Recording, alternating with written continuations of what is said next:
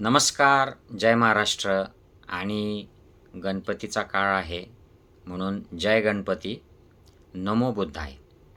मित्रांनो, माननीय प्रबोधनकार सीताराम ठाकरे, आद्य समाजक्रांतिकारक, प्रबोधनकर्ते यांची गणपतीवरचं यांचं जे भाष्य आहे ते मी तुमच्यासमोर आज पुन्हा मांडणार आहे.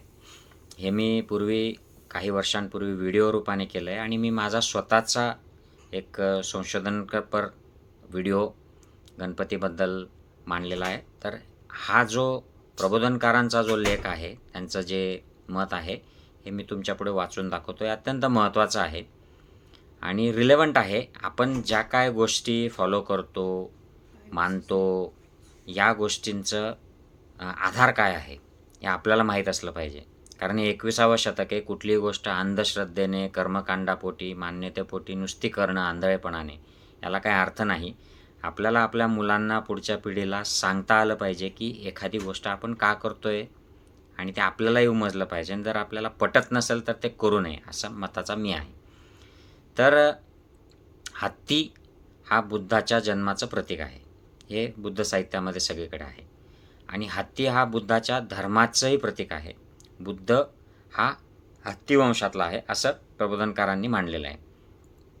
म्हणून ब्राह्मण समाजाने पार्वतीच्या मुलाला हत्तीचेच मान लावली. म्हणजे ह्याच्या कथेमधले जे आहे पार्वती आणि हत्ती गणपती, ते उंदराची किंवा बैलाची मान का लावली नाही?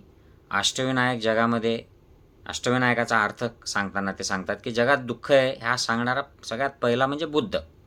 आणि ते दुःख नष्ट करण्याचे 8 मार्ग बुद्धाने सांगितले. प्राचीन भारतात बुद्धाच्या अष्टांग मार्गाने दुःख नष्ट होते हे बुद्धाने सिद्ध करून दाखवले. ज्याने अष्टांग मार्गाचे पालन केले तो दुःखापासून मुक्त होऊन कायमचा सुखी झाला.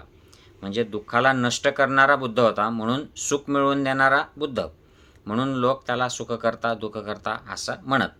मग ब्राह्मण समाजाने स्वरचित काल्पनिक गणपतीला सुखकर्ता, दुःखहर्ता असे म्हटले.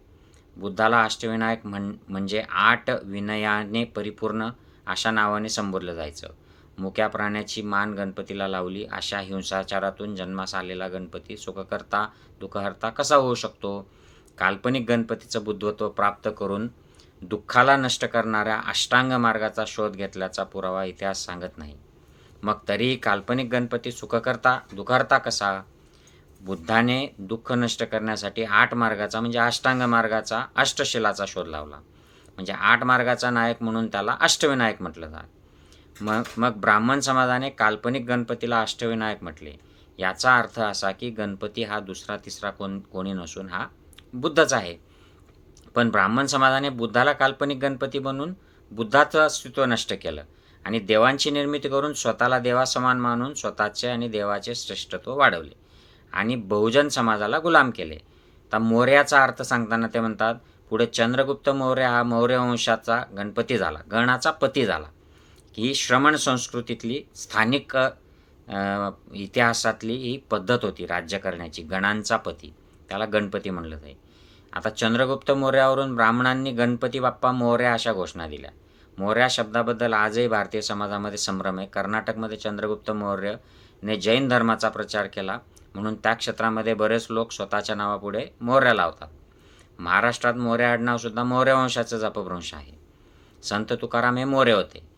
14व्या शतकात एक मौर्या गोसावीचा नावावर मौर्या शब्द जोडले गेले अशी थाप ब्राह्मणांनी मारली. ब्राह्मणांनी तुकाराम महाराजांची आणि पेशव्यांनी शिवाजी महाराजांची हत्या घडवून आणल्या हे प्रबोधनकार म्हणतात. आणि अनेक इतर जे इतिहासाचे अभ्यासक आहेत ते देखील म्हणतात की शिवरायांची जो मृत्यू होता तो अनैसर्गिक होता. आता नंतर बौद्ध लेण्या आणि विहारांचे ठिकाण काबीज केले. शिवरायांच्या मृत्यूनंतर, संशयास्पद मृत्यूनंतर बौद्ध लेण्या आणि विहारांचे ठिकाणं काबीज करून तिथे काल्पनिक देवी देवता बसवले गेले.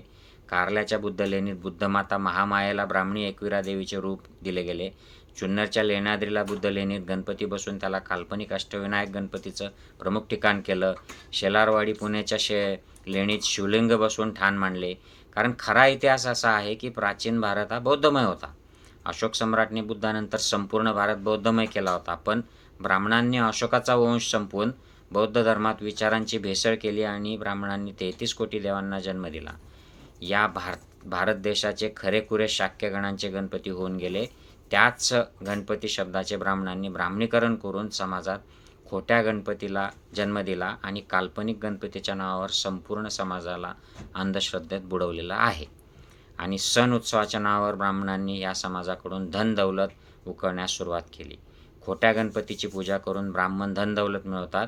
प्रत्येक सणाला आमचं धन ब्राह्मण घेत असतो.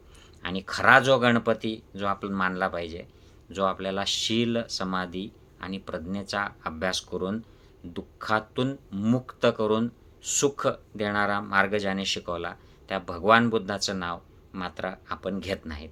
ही शोकांतिका आहे.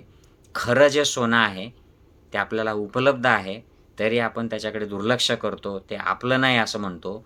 आणि त्या सोन्याच्या नावाने कृत्रिम जे बेंटेक्सचे दागिने तयार केलेले आहेत ब्राह्मणवादी या पौरोहित्याच्या व्यावसायिकांनी, आपण त्या बेंटेक्सवरच सोनं म्हणून खुश होतो, नाचतो आणि त्या बेंटेक्सला सोन्यापेक्षा जास्त भाव देऊन आपण त्याची पैशांची उधळण करतो या पुरोहितांवर. असा एकंदरीत प्रबोधनकार सीताराम ठाकरे यांनी सांगितलेलं आहे.